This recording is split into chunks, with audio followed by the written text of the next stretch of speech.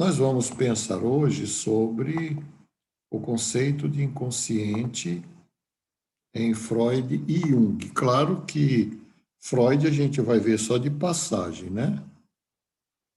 Freud a gente vai ver só de passagem e mais a base conceitual da diferença, né, de Freud com Jung. Então, só para retomar aqui, que foi tema da primeira aula, né? Freud, ele vai construir toda a sua teoria, toda a sua arquitetura a partir da concepção de Aristóteles sobre a origem do conhecimento. Então, vocês devem lembrar que para Aristóteles, a mente ao nascer era uma tábula rasa. Esse conceito ele é muito precioso para entender não só a psicologia, mas para entender a própria ciência, a neurociência, o próprio Freud. Aristóteles dizia que, ao nascer, o que era uma tábua rasa? Uma tábua rasa era um quadro de cera no qual você gravava as palavras com o estilete. Era uma pedra-sabão polida. Naquela pedra polida era passado uma cera de abelha, ou de carnaúba, ou de algum tipo de palmeira. E aí o filósofo, que era o professor, ia gravando a palavra na cera. Olha que curioso. Na biblioteca de Alexandria, tinha 60 mil tábulas rasas. E a biblioteca incendiou e as tábuas rasas derreteram. E aí grande parte do conhecimento do mundo antigo foi embora, que era tudo gravado em cera. Não se conhecia o quadro de giz, nem se conhecia a imprensa, não é? E nem mesmo a escrita com pena, que foi desenvolvida posteriormente, né? Especialmente na Judéia, enfim, na Arábia, né? Tá. Mas isso é uma curiosidade para entender que Aristóteles dizia, então, que a mente nasce como uma tela em branco e é preciso que a experiência, que a vivência grave nesta mente aquilo que ela deverá conhecer ou ser. Esse é o princípio aristotélico. Quando a gente pensa na concepção freudiana de inconsciente, é a mesma coisa. Ele vai dizer que, ao nascer, a mente da criança é literalmente uma tábua rasa, uma página em branco. Veja bem, metade da ciência se baseia nisso, em todas as áreas, seja na filosofia, seja na biologia, seja na psicologia, seja na matemática, seja na neurociência. Metade dos cientistas hoje eles são chamados de realistas, mas eu prefiro a concepção filosófica tradicional, clássica, não é? Que é de materialismo aristotélico. Então, quando se fala no materialismo aristotélico, a ideia que se tem é que o conhecimento é adquirido após o nascimento. Então, vamos lá. Nós temos nessa direção o Freud, que é um materialista, mas Karl Marx também é um materialista, Nietzsche também é um materialista, Isaac Newton, curiosamente, também era um materialista, embora ele se declarasse cristão, mas quando você pensa, por exemplo, você vai ter, por exemplo, como eu falei aqui, vai ter... Vamos lá, você pega, brincando com os conceitos, você pega Martin Heidegger na fenomenologia, você pega Jean-Paul Sartre na fenomenologia, são materialistas. Mas se você pega Soren Kierkegaard e Viktor Frankl, são de outra corrente. Então, é fundamental entender isso, porque o conceito de inconsciente de Freud vai estar calcado no materialismo dialético e no conceito de repressão que a gente viu aqui na aula passada, quando a gente estudou a regra da proibição do incesto. Então, se você combinar a tábua rasa com a repressão de todos os desejos, afetos e vivências eróticas e sexuais infantis de 0 a 4 anos, você tem o inconsciente freudiano. Esse modelo foi revisto por Lacan, foi revisto por Bion, foi revisto por outros neo-freudianos, mas aqui nos interessa a matriz. O que eles reviram? Reviram o fato de que esse inconsciente ele não precisa estar fechado de 0 a 4 anos, ele pode ir se formando ao longo da experiência pela repressão, mas o princípio é o mesmo. Por que Freud estabeleceu o limite de 4 anos para a formação do inconsciente? Como vocês sabem, ele era neurologista e ele acreditava que aos 4 anos de idade, ele acreditava não, ele sabia que os neurônios eles começam a se formar no ventre materno, vocês sabem disso muito bem, e os 100 bilhões de neurônios que nascem com o bebê, eles só vão estar mielinizados com as bainhas de mielinas completas, não é? Capazes de fazer sinapse aos 4 anos. Daí porque bebês até 4 anos têm muita dificuldade para fechar uma sinapse. Por isso que muitos pais, eu vejo isso às vezes na rua, em loja, em supermercado, em festa, aquele bebê de 2 anos faz birra e o pai fica gritando, levanta, levanta, parece que... E o bebê não levanta. Ele não levanta porque ele ainda não tem a sinapse completa. Ele pode ser espancado, chutado, ele não sabe o que fazer. A cara eu gostei da cara da Rafaela. O que nesses casos o pai tem que fazer? Levanta, vai lá, pega na mãozinha dele e levanta ele. Ele levanta. É isso que eu estou ensinando para vocês. Eu já sabia no momento em que eu me tornei pai e eu apliquei isso. Eu não tive problema com birra de bebês. Porque o problema é você ficar gritando, ele fica chorando sem saber o que fazer, e você gritando e ele chorando mais ainda. Daqui a pouco ele fica com medo, começa a espernear, o pai acha que é mais birra, vai lá e dá palmada, e enfia a porrada no bebê, não resolve nada. Então, assim, o bebê só vai estar com a sinapse completa, capaz de fazer o arco, que seria primariamente o arco reflexo, mas é mais do que isso, é o arco de aquele princípio que eu falei de receber e transduzir a informação e transformar a energia em conhecimento, em ação, né? A partir dos 4 anos. Então, como ele era neurologista, ele já sabia que os neurônios só estariam maduros aos 4 anos, então ele relacionou com o inconsciente. Então, essa é a concepção do Freud. Aquela ideia lá que ele vai apresentar na primeira tópica, da consciência, do pré-consciente, do inconsciente, depois só vai vigorar mesmo a consciência e o inconsciente. Que em Freud, aí eu queria pensar com vocês aqui, que em Freud, a consciência ela é um construto psicológico construído socialmente.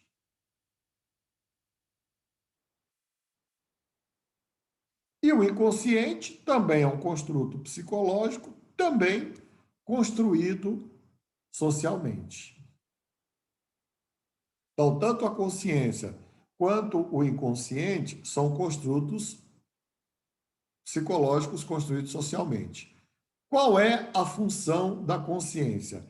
A primeira pergunta que eu queria fazer para vocês, né, é o que é a consciência? Você já parou para pensar nisso alguma vez? Você já parou para pensar nisso, Alex, o que é a consciência?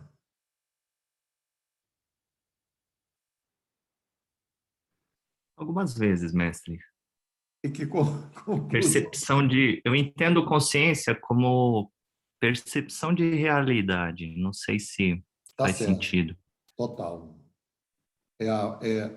Eu vou sofisticar um pouco mais a tua resposta, mas ela já é completa em si mesma, é que a consciência na verdade, é a capacidade de distinguir precariamente o sonho da realidade da fantasia.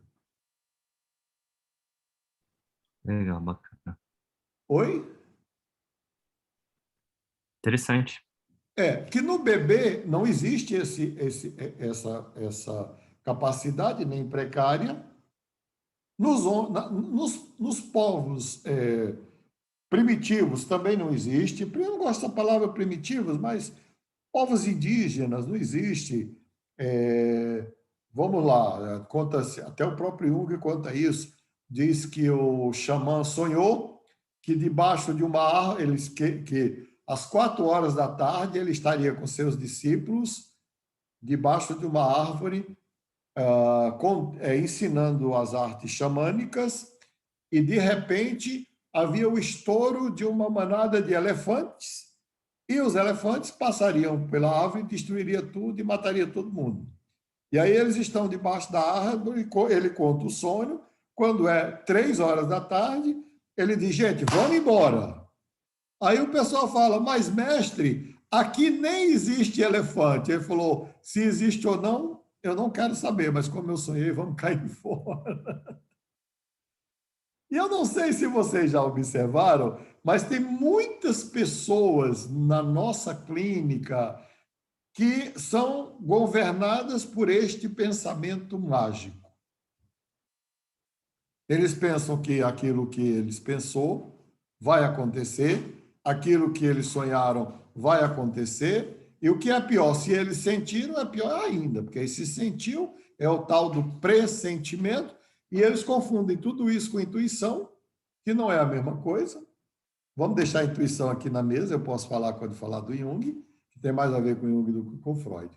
Mas por que eu falo que é uma capacidade primária de distinção de sonho, realidade e fantasia? Por quê? Primária e recente, né? Por quê? Vamos lá. Não sei se vocês já tiveram sonhos, chamados sonho lúcido, que você acorda de repente, aí você senta na cama e você leva uns 30 segundos para poder perceber que era só um sonho. Já tiveram sonhos assim? Não é? É estranho, não é? Que aí você fica ali, mas era real. Eu estava vivendo. Bom, aí do ponto de vista de Freud, não era real. Você não estava vivendo. Ou era um sonho, ou era uma fantasia que se distingue da realidade. E aí o Alex está muito certo. É a capacidade de perceber o real, não é? A capacidade de perceber a realidade.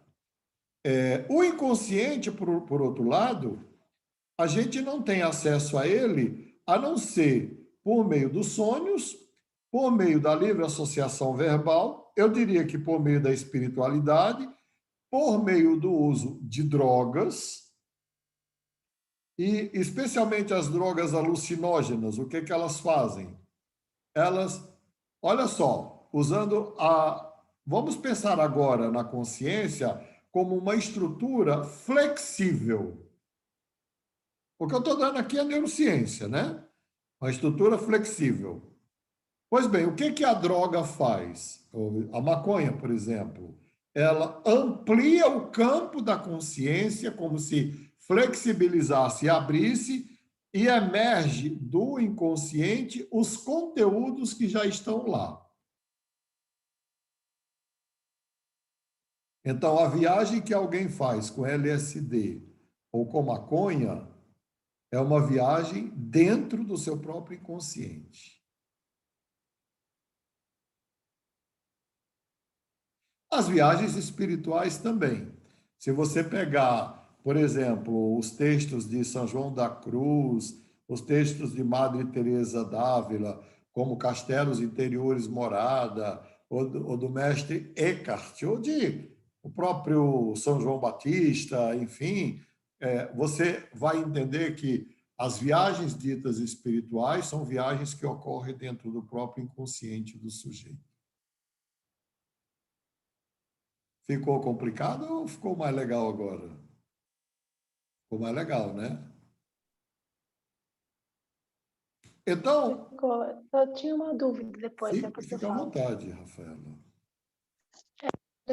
É que essa questão da consciência, tipo, dentro da religião é diferente essa questão da consciência, né? Tipo, tem a ver com que você pecou, você não pecou, você Na sabe que você religião fez é uma coisa consciência errada. moral. Exato. Tá. Mas aí a consciência moral que está dentro das religiões, em geral, assim. Todas as religiões têm a noção de Tá, consciência moral. tá, tá. E no Perfeito. cristianismo, essa consciência moral é tão acentuada que alguns teólogos a classificaram como má consciência. O bom cristão é aquele que desenvolve uma má consciência, que é uma consciência perturbadora. Eu dou uma risada, porque isso para um teólogo é muito bom. Agora, para quem está sofrendo disso, é uma coisa terrível, né? Imagina ter uma consciência perturbadora. Então, vejam bem, eu acho que deu agora para dar uma compreensão, ampliou um pouco para quem já tinha a compreensão do inconsciente freudiano, né? Ampliou um pouco. Qual é o objetivo da análise freudiana? É tornar os conteúdos traumáticos do inconsciente consciente, para o sujeito aprender a conviver com isso. Então, pegando uma fala do Alex da última aula, quando é que a análise termina? Quando o sujeito é capaz de conviver com a própria dor. Não existe o conceito de cura. Mas se ele é capaz de conviver com a própria dor, ele já está pronto para ter alta.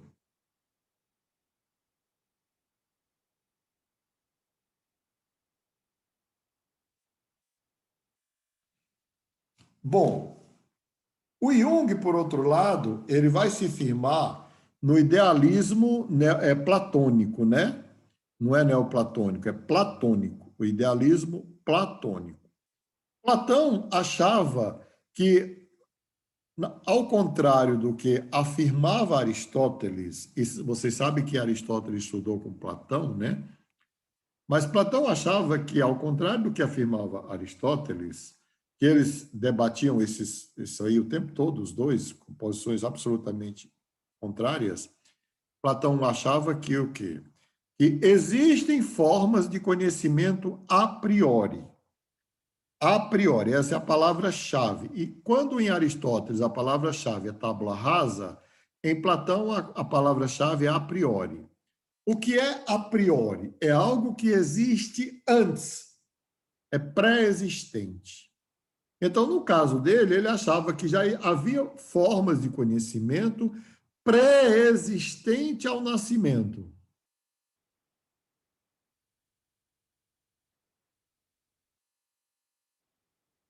Não sei se é fácil para vocês assimilarem ou aceitarem esse conceito. Eu gosto da polêmica porque são conceitos muito... Se a gente não reagir a eles, eles ficam abstratos demais. É um pouco espiritual isso? Tipo, uma questão, tipo, Bom, alma na da época pessoa? ele achava que era uma questão espiritual. O Aristóteles achava que sim. Só que o espiritual para ele era diferente do espiritual cristão. De onde é que ele tira essa ideia? Do mundo das ideias dele. O que é o mundo das ideias? Se você fechar os olhos e imaginar que existe um lugar onde tudo é perfeito, o homem é perfeito, a mulher é perfeita, a natureza é perfeita, as formas são perfeitas. Esse é o mundo das ideias. O mundo das ideias é uma instância puramente. Eu acho Platão fascinante. Por quê? Porque Platão é o primeiro filósofo que cria uma instância puramente psicológica.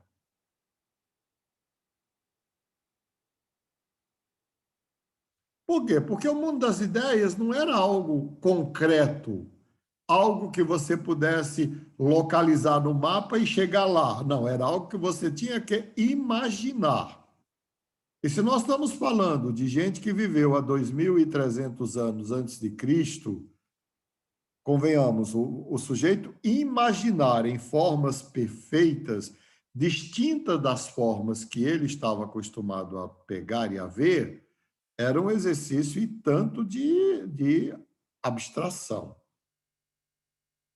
Bom, vamos imaginar, então, que você tem aí uma árvore, que você tem uma cadeira, não é?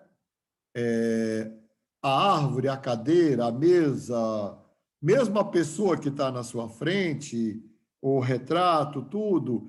Ele dizia que este mundo sensível, né, é o mundo constituído pelas cópias do mundo das ideias.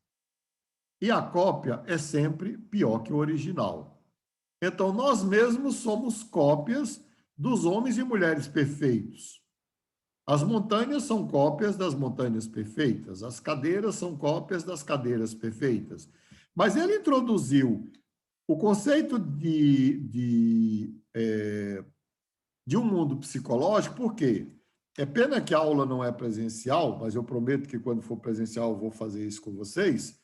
Ele pegava uma cadeira vazia e ele colocava a cadeira no centro da sala e ele pedia para a turma dizer: esta cadeira que você vê é a cadeira que existe ou é apenas a cadeira que você cria na sua imaginação de cadeira?